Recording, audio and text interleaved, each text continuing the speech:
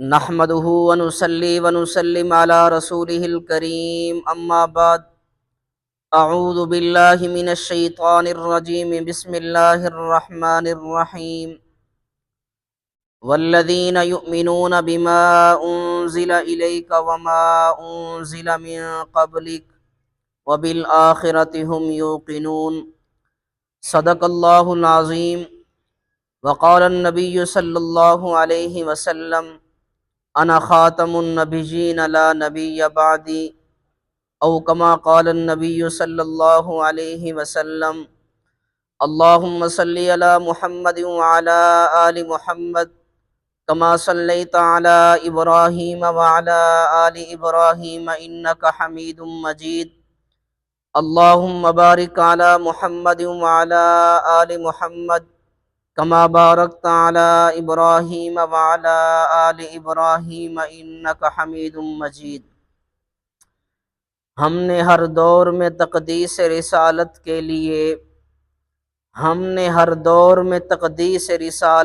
لیے وقت کی تیز ہواؤں سے بغاوت کی ہے، چھوڑ کر سلسلہ رسم سیاست کا فسوں فقط ایک نام محمد سے محبت کی ہے۔ مسلک حق، مسلک اہل سنت والجماعت سے تعلق رکھنے والے غیرت مند نوجوان دوستوں، بزرگوں اور بھائیوں، عقیدہ ختم نبوت کا مطلب اور مفہوم یہ ہے: اللہ پاک نے جس سلسلہ نبوت کی ابتدا سیدنا آدم علیہ السلام سے فرمائی، اس کی تکمیل رحمت دو عالم صلی اللہ علیہ وسلم پہ فرمائی۔ اسی کو شریعت کی اصطلاح میں عقیدہ ختم نبوت کہا جاتا ہے، اور اسی عقیدہ ختم نبوت پر ہمارے مذہب اسلام کا مدار انحصار ہے۔ آئیے اجمالاً عقیدہ ختم نبوت کے چند دلائل پر نظر ڈالتے ہیں۔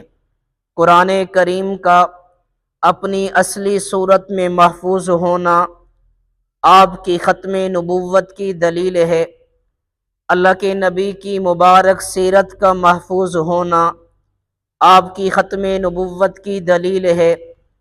اللہ کے نبی کی مبارک تعلیمات کا امت کے پاس محفوظ ہونا آپ کی ختم نبوت کی دلیل ہے۔ امت محمدیہ میں نظام خلافت کا چلنا آپ کی ختم نبوت کی دلیل ہے۔ امت کو اجماع کی نعمت کا ملنا آپ کی ختم نبوت کی دلیل ہے۔ علماء کرام کا انبیاء کا وارث ہونا آپ کی ختم نبوت کی دلیل ہے۔ شریعت محمدی کی تا قیامت بقا آپ کی ختم نبوت کی دلیل ہے۔ ساتھ ساتھ میں یہ بات بھی کہتا چلوں، اس عقیدہ ختم نبوت کا تحفظ آج میں اور آپ نہیں کر رہے، بلکہ اس عقیدے کا تحفظ دور نبوت سے لے کر دور حاضر تک تسلسل اور تواتر کے ساتھ بلا فصل رہا ہے۔ دور نبوت کے اندر جب مسیلمہ کذاب نے جھوٹی نبوت کا دعویٰ کرتے ہوئے اپنے ناپاک عزائم کا اظہار کیا، تو اللہ کے نبی نے اس فتنے کے تعاقب میں حضرت حبیب بن زید رضی اللہ تعالی عنہ کو روانہ فرمایا۔ حضرت حبیب بن زید نے اپنے جسم کے ٹکڑے کرا کے اس عقیدے کا تحفظ بھی کیا ہے، اور امت کے لیے ایک عملی نمونہ بھی چھوڑا ہے۔ اور مجھے یہ بات بھی کہنے دو، ارے مزاج پیغمبر کو امت میں سب سے زیادہ سمجھنے والے جناب سیدنا صدیق اکبر ہیں۔ جب دور صدیقی کے اندر اس فتنے نے اپنی جڑوں کو مضبوط کرنا چاہا، تو حضرت ابوبکر صدیق نے جنگ یمامہ کی صورت میں اس فتنے کا تعاقب کیا ہے۔ صحابہ کرام عقیدہ ختم نبوت کی فیوز و برکات کو جانتے تھے۔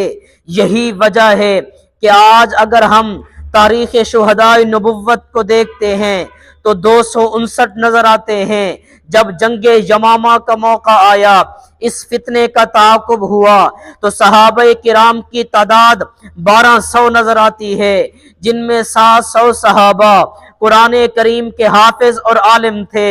صحابہ کرام کا اس اہتمام کے ساتھ اس عقیدے کا تحفظ کرنا، اس عقیدے کے لیے اپنی جانوں کو نچھاور کرنا، اس بات کی واضح دلیل ہے۔ صحابہ کرام سمجھتے تھے اگر یہ عقیدہ ختم نبوت محفوظ ہے تو پورا دین محفوظ ہے۔ اگر یہ عقیدہ ختم نبوت محفوظ ہے، خدا کی قسم ہمارے پاس رب کا قرآن محفوظ ہے۔ اگر یہ عقیدہ ختم نبوت محفوظ ہے تو ہمارا ایمان محفوظ ہے۔ اگر حضور کی نبوت کے بعد کسی اور کی نبوت کو مانا جائے تو قرآن کریم کی حفاظت مشکوک ہو جاتی ہے۔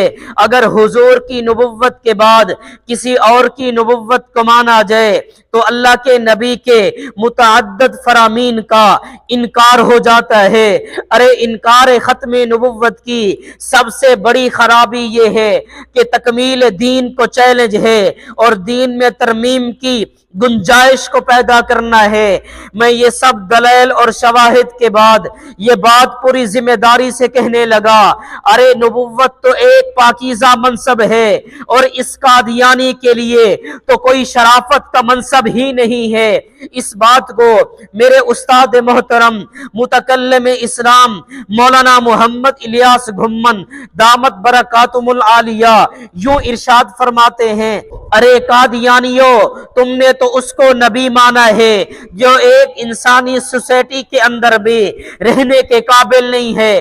یاد رکھنا اس عقیدے کی اہمیت بھی بہت بڑی ہے، اس عقیدے کے تحفظات بھی بہت بڑے ہیں، اس عقیدے کے تحفظ کے لیے تقاضے بھی بہت بڑے ہیں۔ ختم نبوت کا پہلا تقاضا صحابہ کرام کو محفوظ مانا جائے، صحابہ کرام کو تنقید سے بالا تر سمجھا جائے۔ ختم نبوت کا دوسرا تقاضا فقہائے کرام پر اعتماد کیا جائے، ان کو معذور سمجھا جائے۔ ختم نبوت کا سب سے اہم اور آخری تقاضا مساجد، مدارس، خانقاہوں اور اسلاف امت سے اپنے تعلق کو مضبوط کیا جائے۔ یہ ختم نبوت کے دلائل بھی ہیں، یہ ختم نبوت کے تقاضے بھی ہیں، یہ ختم نبوت کی ضرورتیں بھی ہیں۔ الحمدللہ اس عقیدہ ختم نبوت پر ہمارے پاس ہر وہ دلائل جو ہونے چاہیے بحمدللہ موجود ہیں۔ پوری امت مسلمہ الحمدللہ نہ مرزے کے کفر پہ دلیل مانگتی ہے، نہ آقا کی ختم نبوت پہ دلیل مانگتی ہے۔ مرزا ملعون دار اسلام سے خارج ہے بغیر دلیل کے معنی، آقا خاتم النبیین ہے بغیر دلیل کے معنی، اور یہ حسن ظن رکھ کر کہتے ہیں انشاءاللہ العزیز کل قیامت کے روز حوض کوثر پر پانی بھی بغیر دلیل کے پیئیں گے، صرف ایک دلیل چاہیے ہوگی، لا الہ الا اللہ محمد الرسول اللہ۔ پھر میں کیوں نہ کہوں ہمیں معلوم ہے تم کو ستم ڈھانا بھی آتا ہے، یقین کر اے ستم گر ہم کو مر جانا بھی آتا ہے۔ اگر نہ حق تمہیں طوفان بپا کرنے کا چسکا ہو تو حق والوں کو طوفانوں سے ٹکرانا بھی آتا ہے۔